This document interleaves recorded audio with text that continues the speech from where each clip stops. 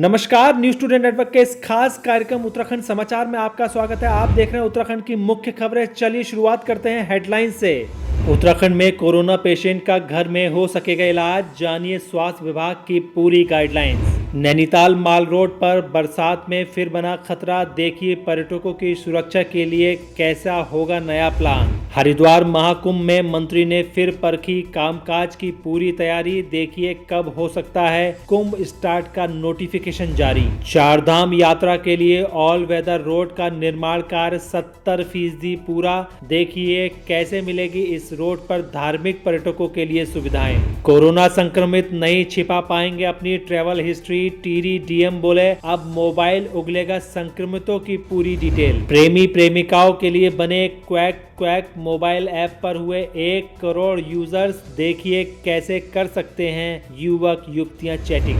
AIIMS Rishikesh में मरीजों का शुरू हुआ वर्चुअल इलाज, बताएंगे कैसे मिलेगा डॉक्टरों का अपॉइंटमेंट। अब खबर विस्तार से। उत्तराखंड में होम आइसोलेशन को मंजूरी दिए जाने के साथ साथ उसकी गाइडलाइंस भी जारी कर दी गई हैं। होम आइसोलेशन के लिए लोगों ने स्वास्थ्य मंत्रालय से उम्मीद जताई थी, जिसके बाद उत्तराखंड सरकार ने फैसला लिया है। कुछ दिन पहले होम आइसोलेशन के लिए दिशा निर्देश जारी किए गए थे, जिसके बाद आज शासन ने गाइडलाइंस को जारी कर दिया है। 10 दिन के होम आइसोलेशन को मंजूरी दी गई है और चिकित्सकों की अनुमति के साथ ही शपथ पत्र दाखिल करना होगा। इसके बाद रोगी के 24 घंटे देखभाल करने वाले व्यक्ति की भी जानकारी देनी होगी। सरकार द्वारा जारी गाइडलाइंस में 60 साल से ऊपर किसी भी अन्य बीमारी से ग्रसित व्यक्ति और 10 साल की कम उम्र के बीमार बच्चों को होम आइसोलेशन की अनुमति नहीं मिलेगी। स्वास्थ्य मंत्रालय द्वारा जारी गाइडलाइन में अगर हल्के लक्षण वाले कोरोना के मरीज के पास घर में रहकर आराम करने की बेहतर सुविधा है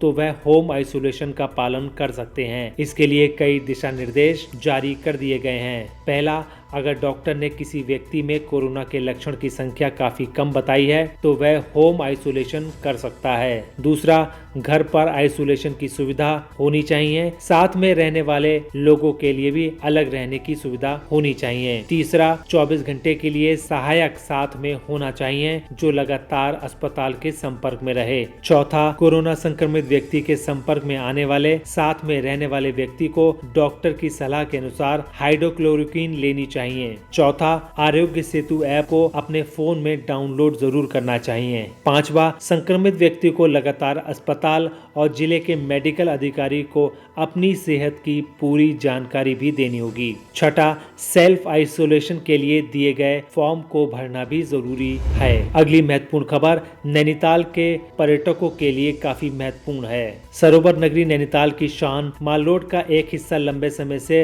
राम भरोसे टिके हुए हैं। पिछले साल लोअर माल रोड का एक हिस्सा झील में समा गया था, जिससे माल रोड में काफी समय तक आवाजाही प्रभावित रही, लेकिन इस वर्ष मानसून के साथ ही रोड को दोबारा मरम्मत की जरूरत है। नैनीताल में लाखों पर्यटक आते हैं, जिसको देखते हुए रोड के टूटे हिस्से के शॉर्ट ट्रीटमेंट को शासन से मंजूरी मिलने के साथ ही लोक निर्माण विभाग ने सड़क के स्थायी ट्रीटमेंट के लिए भी कवायद शुरू कर दी है। लोक निर्माण विभाग और भूवैज्ञानिक की टीम ने अपर व लोअर माल रोड का निरीक्षण किया। इस दौरान भूवैज्ञानिकों की टीम ने निर्देश विभागीय अधिकारियों को दिए हैं। भूगर्भ वैज्ञानिक DS कुटलिया ने बताया कि सड़क के स्थायी उपचार के लिए शेर का डंडा पहाड़ी का वैज्ञानिक सर्वे कराया जाना बहुत आवश्यक है। सर्वे करने के साथ ही इस क्षेत्र में गिरने वाले नालों को डाइवर्ट करने और सड़क पर वाहनों का दबाव कम करना होगा। लोक निर्माण विभाग के सहायक अभियंता गोविंद सिंह जनौटी ने बताया, सड़क के 190 मीटर हिस्से का स्थायी उपचार किया जाना है, जिसका प्रस्ताव बनाने के लिए विशेषज्ञों को हायर कर कमेटी गठित की जानी आवश्यक है। अगली महत्वपूर्ण खबर कृष्ण जन्माष्टमी की है। दोस्तों, उत्तराखंड में कृष्ण जन्मोत्सव इस बार 2 दिन मनाया जाएगा, 11 अगस्त और 12 अगस्त को। ज्योतिष के हिसाब से बताया जा रहा है कि 11 अगस्त को सुबह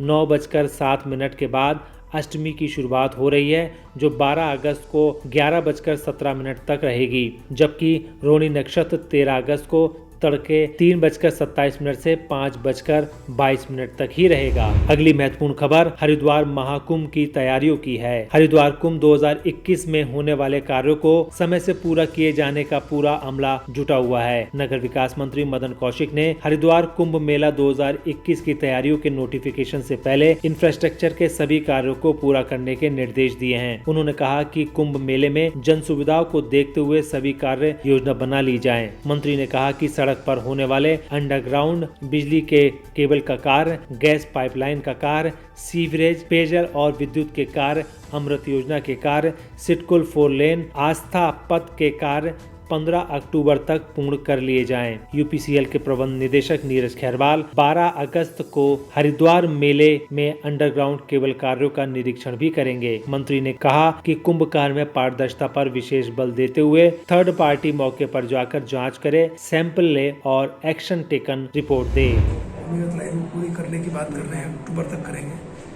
अमृत योजना के काम चल रहे हैं, गैस के अंडरग्राउंड के काम चल रहे हैं, सीवरेज है, पेयजल है और इस प्रकार से जो बाकी ऐसे काम है जो उनकी दृष्टि से पुल हैं, सड़कें हैं, आस्था पथ है, सिडकुल का एक मार्ग है, बड़े काम है। ये अक्टूबर लास्ट तक पूरे होंगे और नवंबर दिसंबर में सड़कों का काम शुरू हो जाएगा। मुझे लगता है कि कुंभ के नोटिफिकेशन के समय हमारा सारा काम कंप्लीट हो। दोस्तों, न्यूज़ टुडे नेटवर्क आपको हमेशा अपडेट करता रहता है, इसीलिए आप वीडियो को देखने के साथ एक लाइक ज़रूर कर दें, जिससे हम आपको आपकी तरक्की से जुड़ी हर एक जानकारी आप तक पहुंचाते रहें। अगली महत्वपूर्ण खबर ऑल वेदर रोड के निर्माण की है। उत्तराखंड में ऑल वेदर रोड दिसंबर 2022 तक बनकर तैयार हो जाएगा। लोक निर्माण विभाग के चीफ इंजीनियर प्रमोद कुमार ने बताया कि उत्तराखंड में जो भी सिंगल लेन हाईवे वर्तमान में है उसको अगले 5 सालों में डबल लेन बना दिया जाएगा, जिसको लेकर सभी सिंगल लेन हाईवे की डीपीआर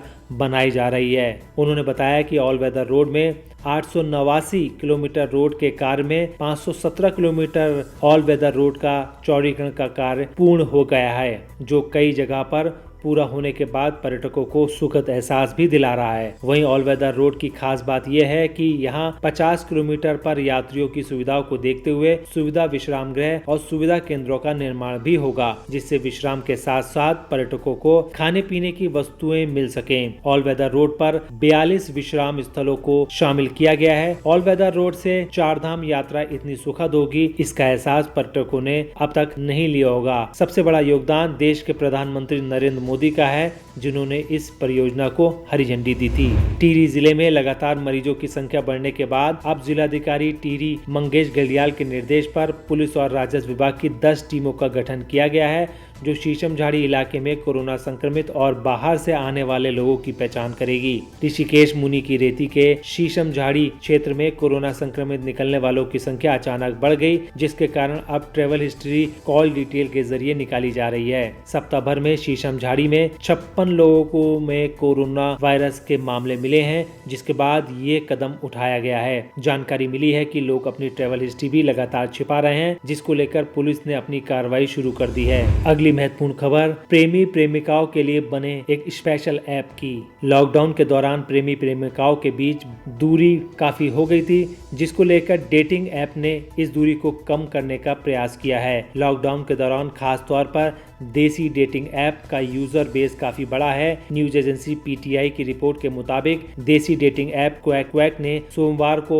बड़ा ऐलान किया। उसके प्लेटफॉर्म ने 1 करोड़ भारतीय यूजर्स के आंकड़े भी पार कर लिए। कंपनी के मुताबिक क्वैक प्लेटफॉर्म पर लॉकडाउन के दौरान पिछले 2 माह में करीब 10 लाख नए यूजर्स मिले हैं। क्वैक फाउंडर रवि मित्तल ने कहा कि क्वैक देसी प्लेटफॉर्म को भारतीय सिंगल्स के लिए शुरू किया गया था। इसके जरिए दोनों लोग गानों या फिल्मों की सूची बनाकर तैयार कर सकते हैं। दोनों व्यक्ति अपने घर में पसंद के अनुसार ड्रेसअप होकर मनोरंजन का भी पूरा आनंद ले सकते हैं। ऑनलाइन शॉपिंग के साथ भी आप डेटिंग ऐप देख सकते हैं। अगली महत्वपूर्ण खबर एम्स ऋषिकेश में शुरू हुई टेलीमेडिसिन सेवा की। ऋषिकेश एम्स में ऐसे संक्रमण काल को देखते हुए आयुर्वेदिक, होम्योपैथिक व योग पद्धति से उपचार कराने वाले मरीजों के लिए अच्छी खबर है। एम्स से नए लोगों की सुविधाओं के लिए एलोपैथी के बाद अब आयुष विभाग में भी भी टेलीमेडिसिन ओपीडी सुविधा शुरू कर दी गई है। कोरोना संक्रमण के मद्देनजर एम्स में भी जनरल ओपीडी के साथ आयुष विभाग की आयुर्वेद, होम्योपैथी व योग पद्धति की ओपीडी को भी स्थगित कर दिया गया था। आयुष विभाग की ओर से चिकित्सीय परामर्श के लिए टेलीमेडिसिन वर्चुअल ओपीडी सुविधा उपलब्ध कराई गई है। निदेशक प्रोफेसर रविकांत ने बताया कि संस्थान द्वारा लॉकडाउन के दौरान गंभीर मरीजों की सुविधाओं के लिए एवं इमरजेंसी सुविधाएं सुचारू रूप से संचालित की गईं, जिससे उपचार के अभाव में मरीजों की जीवन रक्षा की जा सके। आयुष विभाग के अध्यक्ष प्रोफेसर वर्तिका सक्सेना ने बताया कि टेलीमेडिसिन ओपीडी दैनिक तौर पर दोपहर 2 से 6:30 बजे तक संचालित की जा रही है। मरीजों की परेशानी के मद्देनजर ओपीडी सुविधा सोमवार से शनिवार तक प्रत्येक दिन उपलब्ध रहेगी। साथ ही टेलीमेडिसिन के लिए संपर्क करने के लिए 7302895044 पर आप नियत समय पर चिकित्सा परामर्श के लिए संपर्क भी कर सकते हैं। दोस्तों, हमारा यह वीडियो आपको कैसा लगा आप हमें कमेंट बॉक्स में ज़रूर बताइएगा। अगर आप इसको YouTube पर देख रहे हैं तो हमारे चैनल को सब्सक्राइब करिए। अगर आप Facebook पर देख रहे हैं तो हमारे चैनल को लाइक करिए और हमारे पेज को फॉलो करें। नमस्कार।